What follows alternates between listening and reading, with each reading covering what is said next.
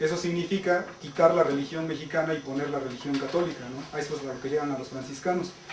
Y ahí en el Archivo General de la Nación uno puede encontrar el Coloquio de los 12. Miguel León Portilla ha sacado fragmentos del Coloquio de los 12. Pero es muy dramático para cualquier mexicano que lo lea, porque ahí lo que hacen los españoles es que los soldados obligan al pueblo, a la gente, a asistir a una plaza pública, y los soldados españoles están alrededor, y todos los indígenas están pues ahí alrededor observando lo que está pasando. En el centro del escenario están los 12 frailes franciscanos, y enfrente de ellos, los juzgados, son los indígenas, los últimos sacerdotes, los últimos sabios de la religión mexicana, y los están ahí juzgando como criminales, ¿no? Entonces esa parte es bien dramática porque uno de ellos, de los mexicanos, les dice, reconocemos que estamos vencidos militarmente, ¿no? Pero les pedimos que respeten nuestra religión. O sea, les vamos a pagar tributo, ¿no? Les vamos a pagar lo que quieran, no vamos a ser sus esclavos. No hay problema, lo aceptamos, no estamos derrotados, pero déjenos conservar nuestra religión. A lo que los frailes franciscanos dicen, se tienen que convertir al cristianismo. Y ya al final uno de ellos da la respuesta de los sabios mexicanos, de los sacerdotes mexicanos, y les dice, si como ustedes dicen, nuestros dioses ya están muertos, mejor déjennos morir. ¿Qué es lo que significan esas palabras? Es nunca, por ningún motivo vamos a aceptar su religión, aceptamos todo, menos que nos quiten nuestra religión. Y si de esa se trata, pues mejor nos morimos, ¿no? ¿Y qué creen que responden los frailes franciscanos? En ese momento sueltan a los perros mastines que son perros entrenados para matar, ¿no? Y ahí frente a su pueblo lo que hacen es que esos perros despedazan así en cachos, o sea, los perros se les van encima a los sabios mexicanos y los destazan ahí en pedazos, ¿no? Una masacre ahí enfrente de todo el pueblo, y al único que sobrevive le sacan los ojos y lo dejan libre. Esa es la respuesta de los franciscanos, ¿no? O sea, la respuesta es, se van a volver católicos, quieran o no quieran, ¿no? Y el que no quiera, o sea, y prefiere morirse, pues lo vamos a matar, ¿no? Y entonces así es como los franciscanos destruyen a todos los sacerdotes, a todos los sabios, y lo que dejan es al pueblo huérfano, ¿no? Puro campesino. Y ya ellos sí los logran convertir al cristianismo, al catolicismo. Y el resultado, pues, es que hoy México es 90% católico, ¿no? Pero el Nican Mopowe es bien claro cuando dice, en México se está viviendo una guerra, ¿no? Una guerra y los pueblos ya se sienten vencidos militarmente y ya bajaron la flecha y el escudo. O sea, ya están derrotados, ¿no? El Nican Mopowe ofrece una clara descripción del lugar donde ocurre el encuentro. Juan Diego mismo dice estar en Xochitlalpan, en Tonacatlalpan, que no es otro lugar que el Tlalocan, concepto que pertenece íntegramente a la antigua religión mexicana. Entonces, cuando Juan Diego va caminando por el cerro del Tepeyac, dice la descripción que él escucha el canto de pájaros preciosos, ¿no? Y que el cerro parece que le responde. Y ahí mismo describe en el Nican Mopowe cómo él observa todo lo que hay a su alrededor, ¿no? Y allá a su alrededor él dice que los mezquites pareciera que sus hojas son turquesas porque brillan, ¿no?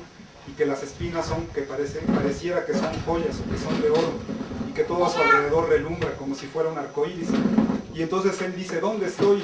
Y él mismo se da una respuesta, dice, ¿acaso estaré en Xochitlalpan, en Tonacatlalpan? Y ahí viene otra vez el problema que les digo de la traducción, ¿no? Porque todos los que han traducido eso ponen Xochitlalpan, la tierra florida, Tonacatlalpan, la tierra de nuestro sustento. ¿Pero eso qué nos dice? Nada, ¿no?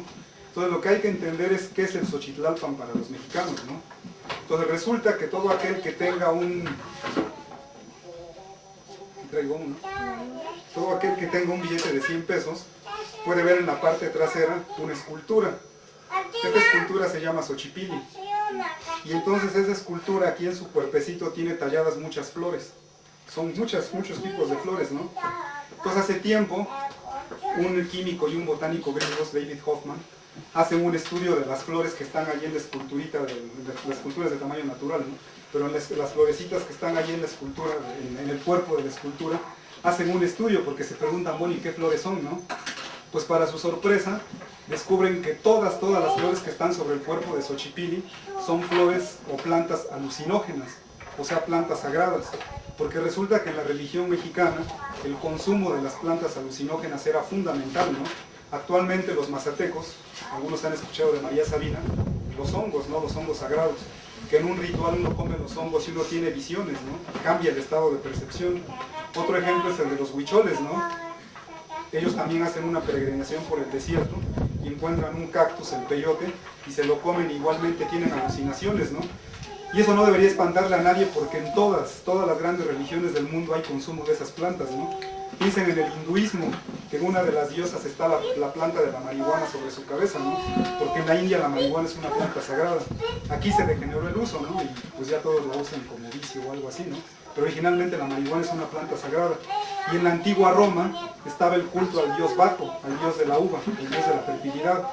Y entonces ellos se encerraban en esos templos de mármol y lo que hacían era meter unas vasijotas de vino y se empedaban todos, ¿no? Ahí, y eso terminaba en orgía ahí en el templo, ¿no? Porque era el culto a la fertilidad, o sea, la procreación. Entonces, por eso es que actualmente en la Iglesia Católica se sigue consumiendo vino, porque el vino es parte de la religión romana, y la Iglesia Católica es una extensión de la cultura romana, ¿no? Entonces, en México el consumo de esas plantas es fundamental en la religión, y resulta que cuando uno consume ese tipo de plantas, el nivel de percepción de nuestra mente aumenta y uno ve todo como si estuviera en un lugar mágico, ¿no? Entonces cualquiera que haya consumido eso se da cuenta de que si uno ve el mezquite, uno ve que las hojas del mezquite pareciera que son joyas, son turquesas, son jade, y que cada una de sus espinas brillan como si fuera el oro, ¿no? Porque uno está ahí teniendo visiones a través de esas plantas.